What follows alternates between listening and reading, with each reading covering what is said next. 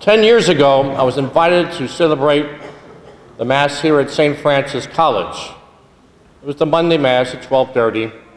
And afterwards, then President Dr. Frank Macchiarola invited me up to his office for a light lunch. And Brother George Larkin, the admissions officer, joined us as well. With his usual eloquence and wisdom, Dr. Macchiarola was discussing the news of the day that the hierarchy of the Roman Catholic Church will pardon and finally understand and recognize Galileo Galilei. I'm sure you graduates know Galileo Galilei if I asked you publicly. He was the famous physicist, famous scientist, who believed that the earth revolved around the sun, unlike the popular notion at the time that the sun revolves around the earth. Even though he was backed up by the Jesuits, he went to a Franciscan school at the University of Padua, and don't you forget it.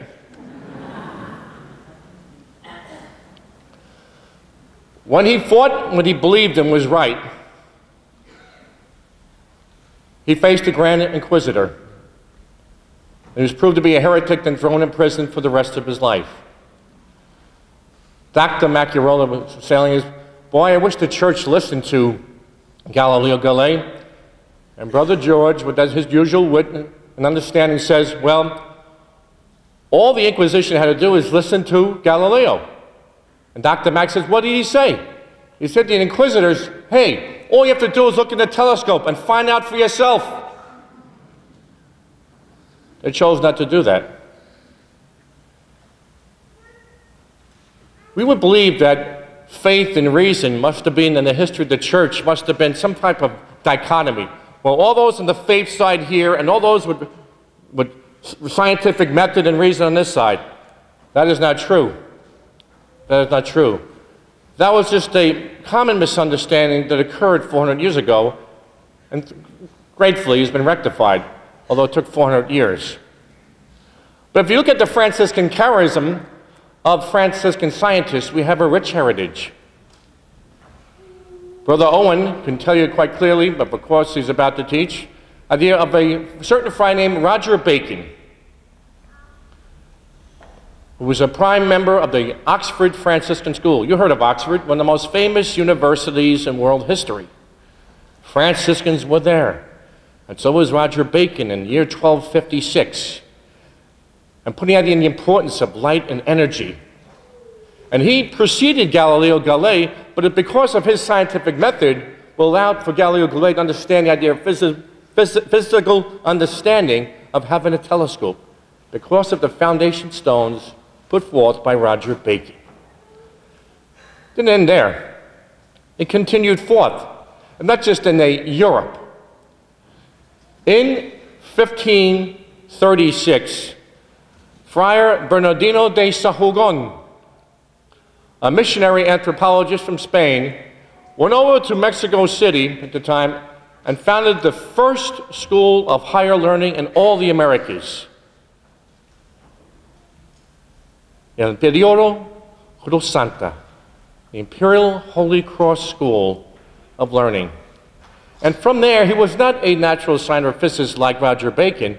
He was more of a social scientist. He's known as the father of anthropology. He realized that the world was not Eurocentric, just Europe alone. He realized, living and ministering among the Aztecs, that they had a profound language, a fascinating culture that went for centuries. And for 50 years, he studied and wrote about Aztec culture and the importance of the brave new world. There's not just Europeans, but a world right beyond that. Graduates, where am I going with? You're not going forth to now a brave new world. Realize our own Holy Catholic Church has gone beyond a European mindset, a European domination. We have our first Pope from Latin America, and his name is Francis. Yes. Aren't you glad? And he's coming to St. Francis College.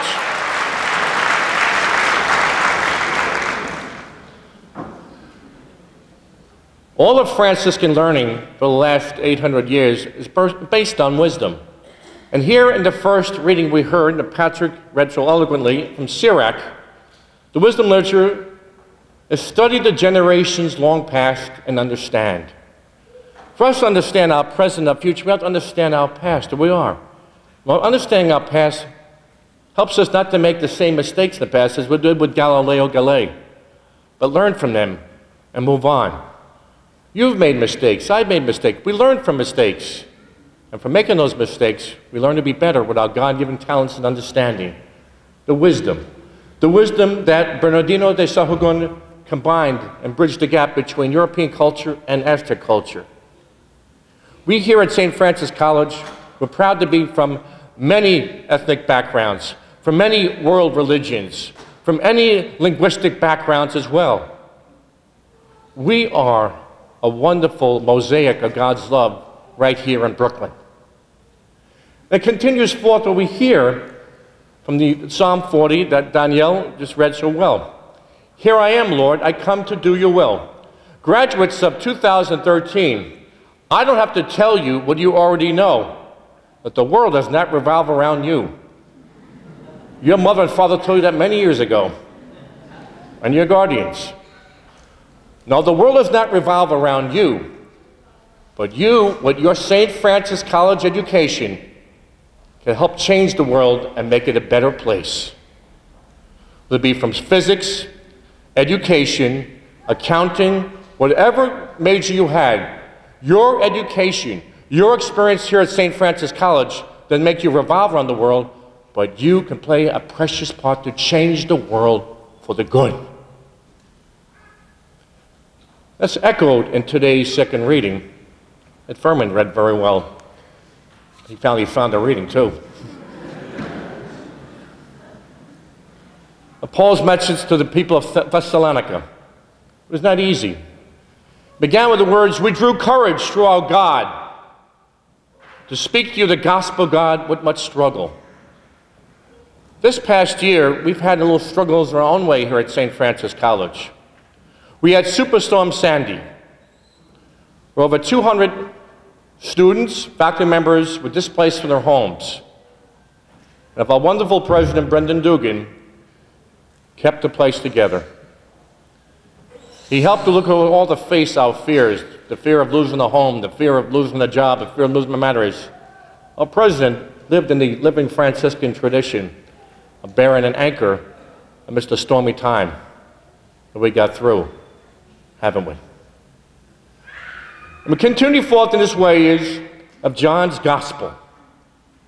I am the vine, you are the branches. You and I are connected to our God, whether we be Muslim, Jewish, Christian, Hindu, whatever religion. Our higher power, we're all connected towards. And here at St. Francis College, in this time of graduation, now you're called to branch out with your God-given talents to improve the world, to make a better world. Not just a career, not just for something of a job, but something that's worthwhile, meaningful, exciting, inspiring for yourselves. Because we are connected. And I don't mean by your social media, we're connected by the internet like that. We're connected as human beings. Precious in the eyes of the Lord, precious in the eyes of one another. And we did it here with this precious Franciscan education here at St. Francis College. Proof of my claim. The same Bernardino de Sahagún, who tried to bridge the gap between European culture and Aztec culture, used the image there in 1536 when he brought a bunch of Aztecs along with teachers from Europe, and there were fruit trees. And he used the example of the vine and the branches. We all become from one God. One God. We're sisters and brothers of the same one God. And we're all connected as branches together. You graduate, but you're invited to come back. Why? Because the vine here, my fellow graduates, is St. Francis College. And you are the branches that developed, that bore fruit, with your wonderful teachers, administrators, faculty, and staff who've guided you along these 4 or 5 years. Realize the importance of what you have, yet you are really important. and you have something to offer to the world. St. Francis is the vine of the school. You are the branches. But we're all connected to one God. God bless you. God be with you. And look to the telescope and see that there is a bright, loving world for you out there. God bless. Good evening, President Dugan, members of the Board of Trustees, faculty, administration, family and guests, and fellow students. My name, as said before, is Kepler Auguste, and I am your 2012-2013 Student Government Association President. Before I start, I wanted to say thank you to Robert Oliva, the late Dr. Frank Macchiarola, Dennis McDermott, Vanessa de Almeida, Dr. Lynn Jackson, Anthony Curtin, Megan O'Brien, Chris McNeil, and all other faculty or administrators who allowed me to work in their department. There are many feelings that have been running through my mind for the past couple of weeks and months. Feelings of happiness, excitement, anger, wonder, and even worry.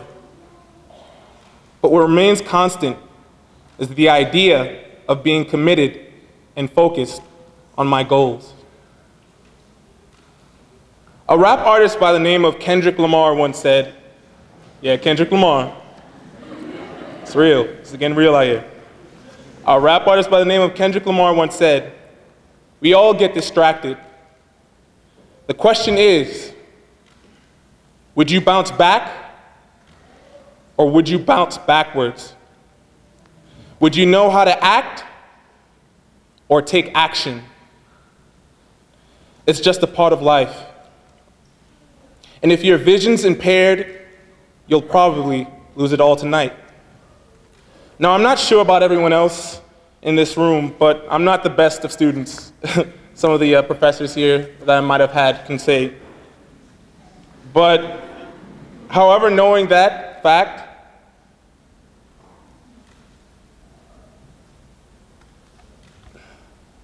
coming to St. Francis, or to any college in general, I always decided I had to make an effort. The reason why is because a long time ago I had a professor by the name of Miss Bradachak who told me and my other classmates, day in and day out, the words "I can't" do not exist. As a young teenager, I had no idea how her constant correction of my doubts would impact my life. At this point in my schooling, I was graduating from St. Rose of Lima as the last 8th grade class before it closed down. But the training to become who I am today would not end there. Life would seem to become even more difficult with new trials and tribulations, as we all have to experience. More of my loved ones would leave me, some without a single goodbye. I ended up spending up to 4 years at Bishop Loughlin Memorial High School here in Brooklyn. This is where I was truly tested. For the last 3 years of my high school degree, I lived in a dormitory called LaSalle Hall with 23 other young men and 5 counselors. It was a scholarship program that was meant to build young men into better leaders. Young men chosen from all over New York that went to my high school. I had no idea what I had signed myself onto, but soon enough, I'd learn the hard way, as I always usually do. I was challenged on a daily basis by the other males in the house. Many of times, I had hoped to leave. I even thought that death would be a better choice than living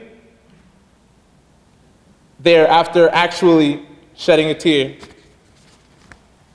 I did my best to remember that everything I did from there on out was for my mother. The person that was willing to sacrifice her life and time for my own. Now she's giggling over there on the side right there if you want to look back. And everybody, just a round of applause just for my mom. I just want to.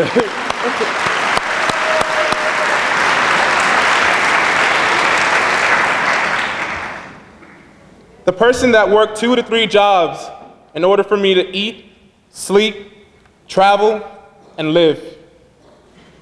This was the only person I had thought of through every harsh experience and word that I had encountered and heard.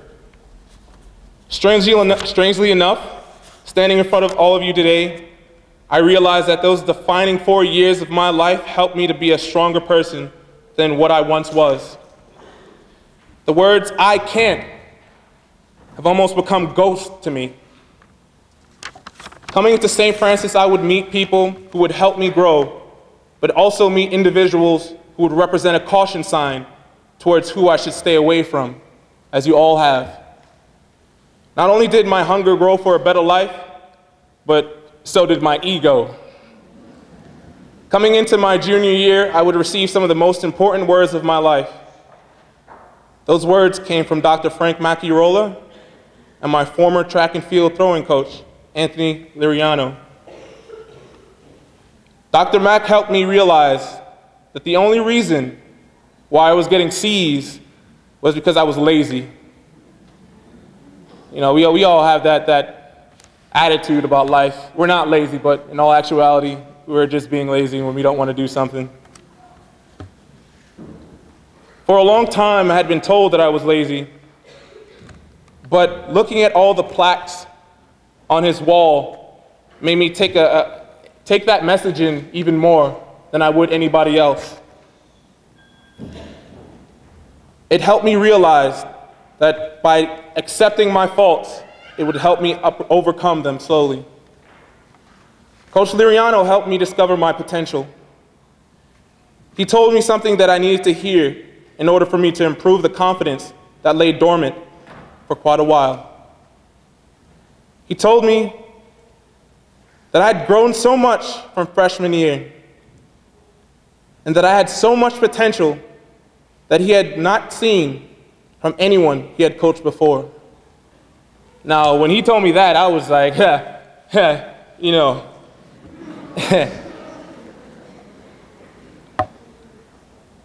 He said, I had something that a lot of people didn't have, and that was heart. All I had to do was focus. All I had to do was say, Kepler, it's possible. From that day on, I would fight for even the hardest of things to fight for what I believed was mine. I would like to just end it off right here. If I could have all the senior students please stand up.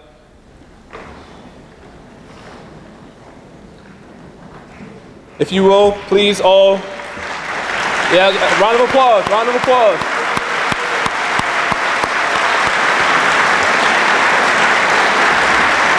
Please remain standing. If you will, please all raise your right hand up. Place your left hand onto the shoulder of the person right next to you, if possible. I know you guys are a little squished in over here. And I want you to repeat after me. I promise to be all, see all, and do all, in the face of fear, not just for me, but for my loved ones, and peers. You may take a seat.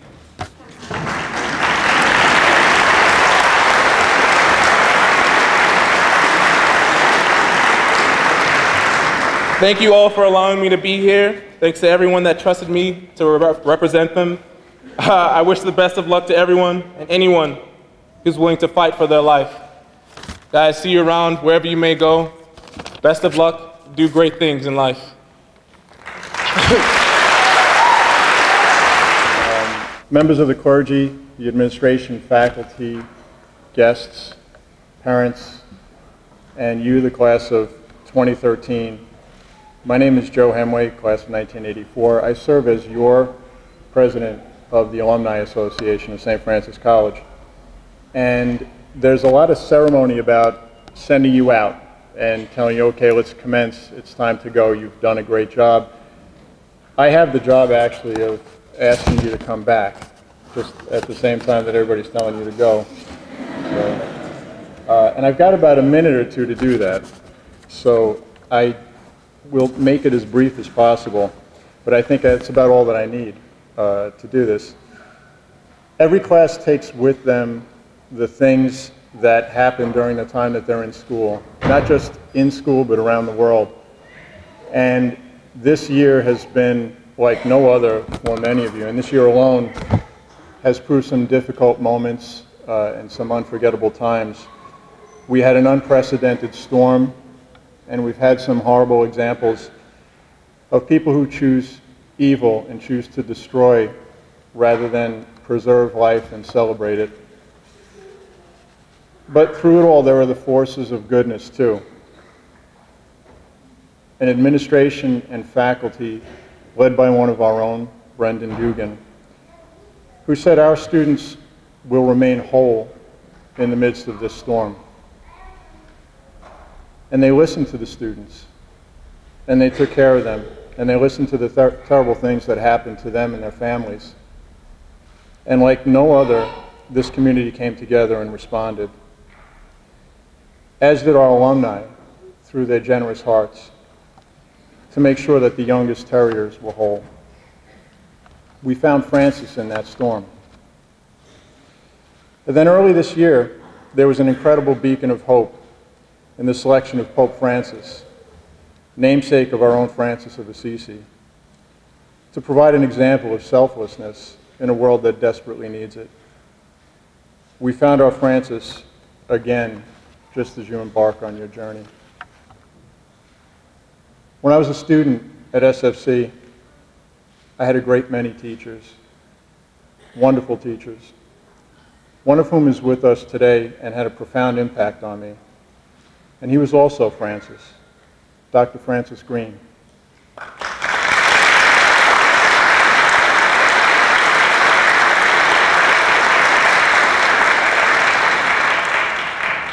I hope you're clapping for him because he deserves it. Dr. Green opened this Brooklyn boy's eyes to a world well beyond Brooklyn, a world that I didn't know existed. And in just a semester, that magic stayed with me forever. Years later, when I came to work at St. Francis and teach at St. Francis, I found another Francis, Dr. Frank Macchiarola, and his wonderful wife Mary is here with us today. Dr. Macchiarola was first a friend, always a mentor. I've been fortunate to find Francis many times in my life. So I say to you now, the class of 2013, as I look out at you, when you cross that stage tomorrow, and you look out at that audience and the world beyond that audience, think about your time here. Think about those magic moments. And I would ask you to find your Francis, whoever he or she may be. And keep St. Francis in your hearts. We need you. You are our most precious resource. It is my honor to welcome you to the family of more than 20,000 St. Francis alumni. Congratulations. God bless you. You are terriers. You're allowed to make some noise now.